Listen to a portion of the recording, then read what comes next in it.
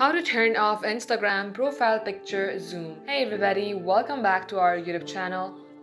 In today's video, you will learn how you can turn off the profile picture zoom in your Instagram. So without any further ado, let us jump right into the process. First of all, make sure that you are using the latest version of your app. Head over to Play Store and search for Instagram. If you see update sign here instead of open, update your app. Now get logged into your Instagram account. In order to automatically turn off the profile zoom option, here is what you can do. Tap on Edit Profile, then tap on Edit Picture or Avatar. Go onto Avatar tab and toggle on the option that says Add to Profile Picture.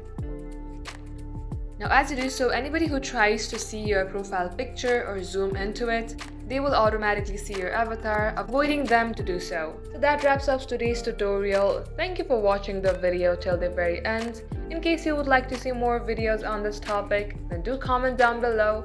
In the meantime, stay updated.